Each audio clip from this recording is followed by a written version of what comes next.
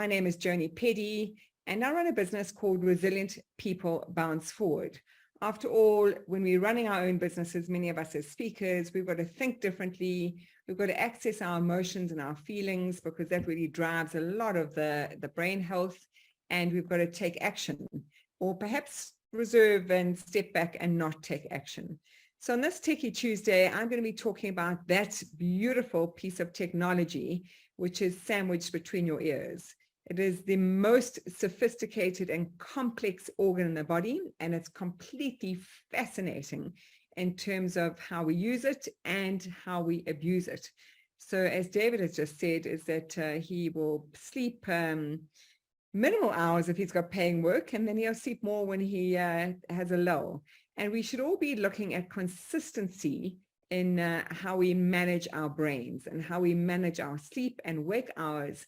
And of course, if we want to live long and live well, it is about this front portion of our brain, the prefrontal cortex, really helping us make the right choices and the right decisions in life. So if you think about stress, and most people that I speak to are very, very stressed. And I think it's been a turbulent roller coaster 2022. And as I heard at a business school I was working at today, people are having this COVID hangover, where they're really just battling to get back into the rhythm of many different aspects of business. So that horrendous knot that you see on the top left-hand side of the screen is how many brains are feeling right now, where stress is at its peak. And it's always at a peak in November, silly month before we end off projects, end off years, close off finances, etc. So it's at its peak, which means that sleep is often at the bottom of that y-axis. Minimal sleep, maximum stress. You can see from the graph that they are inversely related. So I've put a little pack shot there of Stilnox on this graph. Why? Because I was addicted to Stilnox. So this is my kind of share and bear all moment, because not many people know that I was addicted to Stilnox. And I used to kiss that little box goodnight every single night at about 7:30, 8 o'clock. I'd put my two little girls to bed. They were 7 and 9 at the time. I had just recently been unexpectedly widowed. My husband had had an aortic aneurysm and died within 6 seconds. It was a trauma and a shock that was very difficult to psychologically come to terms with. So I resorted to this little Stilnox box, and it used to give me 4 hours until about midnight. And then I'd wake up at midnight thinking, goodness, I'm not going to get back to sleep. So I think I'll take another Stilnox. So it was 2 a night that got me 8 or 9 hours, and then a very druggy, dozy, difficult way to cope the next day. And let's fast forward a few years. That was 2007. 10, I didn't stay on Stilnox for very long. I rejigged my business, and my business rebranded as Resilient People, and I started to really walk the talk of being gutsy, gritty, and resilient. And 10 years later, in 2017, I was fortuitously invited to Washington, D.C. to present on the same stage as Arianna Huffington. That was March 2017. And in the October of 2016, I thought, let me read her book. I can't be presenting with her and alongside her without reading her book, The Sleep Revolution. Some of you may know her story. She fell asleep on her glass desk. I too have a glass desk, cracked open her cheekbone, and she then started to relook life, sell Huffington Post, start Thrive, and really relook how she had been trading in her health for her wealth. So a brilliant book, hand on heart. I didn't manage to finish that book. It was kind of a heavy read and not as exciting as this book I came across. And this book, Why We Sleep by Professor Matthew Walker, is a game-changing book. So if you have time over the holidays and sleep is your issue or your problem or your opportunity, I am going to nudge you to get the book. It's still very relevant. It's a few years old now. And Professor Matthew Walker is the go-to person in the world for sleep. If you're not a book reader, he has a podcast, and I see he's just released 7 episodes on insomnia and another 2 episodes. The recent one was launched yesterday, the 7th of November, called Sex and Sleep. So that may stimulate some of you to go and listen to those good podcasts. He's got that dry British wit, and he's just fabulous to listen to. So that is my background on why I became interested in sleep and the science of sleep and sleep hygiene. So I'm going to share with you how and in what way you can sleep your way to the top. So really, you should be thinking about who you are sleeping with as the first point of departure. Many of you that know me well know that I am a dog lover, not only you, David, but I love my spaniels. And they sleep on my bed. Apparently, actually, a little bit of an anecdote here is that having dogs in the house and even dogs on your bed bring in dirt and bring in all sorts of other bacteria that we do need in order to keep strong. So not a bad idea to have dogs on your bed, unless, of course, they are large dogs that disturb your sleep. And my spaniel, from being a little puppy, now a year old, is turning into a large spaniel who is starting to disturb my sleep. So when we talk about sleep and sleeping your way to the top, many of us are facing adversity. It may not be the horrendous tragedy and trauma of losing a loved one, or it may be losing a parent, or it may be just, the trials and tribulations of rejigging your business and re-looking at how you can speak in different formats in different ways and maybe launching yourself worldwide. So we're all looking at ways to reinvent ourselves. And I particularly use the phrase bounce forward. So after change, adversity, or even chasing a challenge, we need to bounce forward. We need to change the way we think, the way we feel, and the way we act, as I said earlier. And that's how we work, how we lead ourselves and others, and also, of course, how we live. So let's look at how we can bounce forward and what are the 6 most practical tips I can share with you in this very short time frame. It's really quite peculiar to me when you think of stages and ages in life. When, I look at my daughters who are 22 and 24, just reflecting back to when they were, toddlers. I now have grandchildren who are 5 and 2, looking at them, how younger toddlers bounce out of bed and so happy and excited to start the day. And then we get into, even our late 20s, I see my children going, oh, goodness me, they're both working adults now, and they're wanting to push that snooze button, and they're battling to wake up.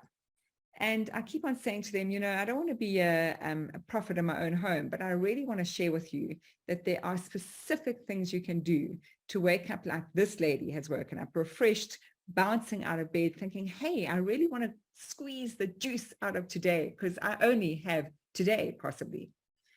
So what are those 6 tips? Well, it starts off with, before we even get into what to do, is what are you currently doing? As was said earlier on the call, is that many people are not sleeping enough hours. So this question is, how many hours are you getting per night? Consecutive hours of sleep. And the magic number is minimum 7. The bell curve is 7 to 9, but the magic number for your brain to reboot on a daily basis is 7 hours. This brain does not sleep. This brain is very hard at work at night. It is flashing out toxins that you accumulate during the day, which are called beta amyloid toxins. And they are plaque that builds up in your brain, between your brain cells, a bit like you have plaque between your teeth. So you want that plaque to flush out at night. And certainly, I said I'd scare the heebie-jeebies out of you, is that there is fantastic good research, robust and latest research on the fact that if you're getting insufficient sleep and not good quality, deep stage 4 sleep, which is the deepest sleep, you could be looking at Alzheimer's, dementia, Parkinson's, and certainly insufficient sleep and lack of deep sleep is inextricably linked to cancers as well. So we've got to really take the subject very, very seriously and not be looking at the fact that during the week, many people, as one of my people that I coach regularly said to me today, but Joni, I'm catching up on the weekends. Do you know the body clock in the brain does not do catch up? The body clock in the brain called the circadian rhythm, actually starts to awaken as the sun rises and starts to produce cortisol, which is good for alertness and getting your stuff done.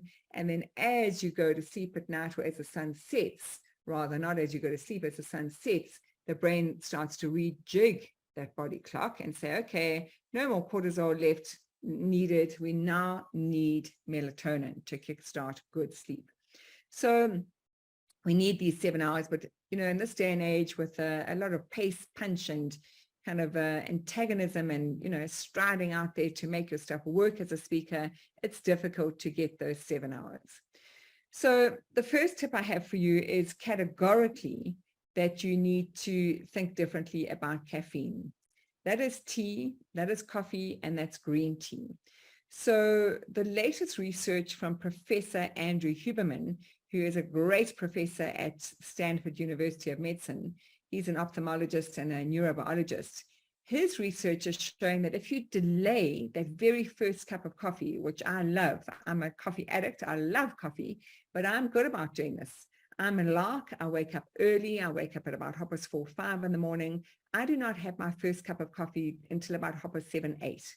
And I have noticed a marked difference in that afternoon nodding off feeling.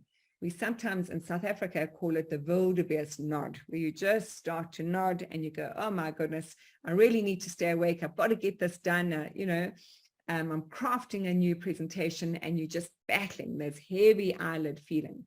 You'll find it vastly different if you just delay that first cup of coffee, because then you don't, to be technical for a second or two, you don't have what we call adenosine buildup in your brain. So that's one tip. Part of this tip number one is also to be very mindful about your last cup of coffee. Cup of coffee has coffee, tea, or green tea, anything with caffeine, has about an 8-hour half-life in your body. So if you are still drinking caffeine at 4 o'clock in the afternoon, and then at midnight, you've still got half of that caffeine in your system. So I am religious about looking at my watch before I have my afternoon coffee to make sure I do not have a cup of tea, coffee, or green tea after 1:15. Why 1:15? It's because I go to bed about 9:15. So that's my 8 hours. My last cup of caffeine is strictly 8 hours before I go to bed. So you may want to try that. And some of you might be going, hey, Joni, but you know what? I fall asleep really, really easy. And caffeine does not worry me. I'll tell you categorically that you will not be getting the deep stage 4 sleep that I mentioned earlier that flushes out that toxin called beta amyloid. So this is the first one, is a strict one and one to be taken very seriously. The second tip is really acknowledging that we are human, acknowledging that we're sometimes going to have a bad night's sleep, or we're going to work late, or we're going to present to different time zones, is that the next day or later that night, you are going to have a hormonal nightmare on your hands. Why? Because if you have had insufficient sleep, and sometimes it happens to me, especially when I present to Australia, is I'm up at midnight and, I'm presenting till 8 a.m. because they're 8 hours ahead, is that I make sure that I have a very clean fridge. What does that mean? There are no chocolates in the fridge. There are no biscuits or, any of the baddie foods, because as that lady is looking back towards the donut in the middle of the screen, is anything that is sugary and starchy, you are going to definitely crave if you have had insufficient sleep. This dreaded body is so fantastic, and this whole ecosystem is so magnificent, but at times it works against us.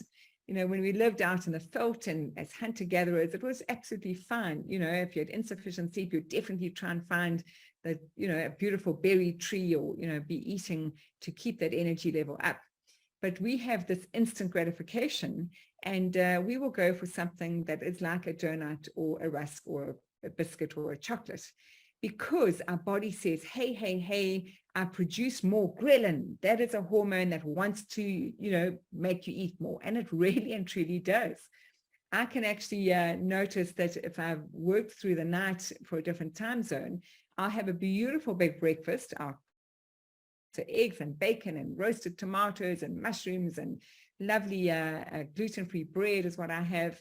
And I have that. And then 45 minutes later, my tummy's going, I don't know, that just did not feel sufficient because my body has produced too little leptin if I've had strange working hours. So please take note that you really want to keep fresh fruits, nuts, biltong, all of those good foods around if you have had insufficient sleep.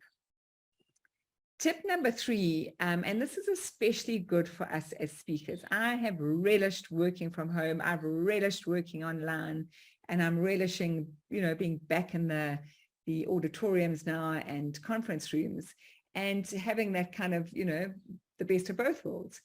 What I found I did a lot during COVID, and I still do, is I am using the power of a power nap.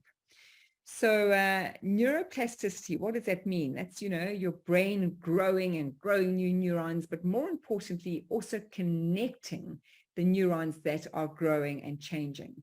And if you're thinking about new learnings or new research you're doing for a talk, or even new marketing techniques to get to better clients and worldwide clients, is whatever you're learning, you really want to retain those new learnings. You want to hardwire your memory.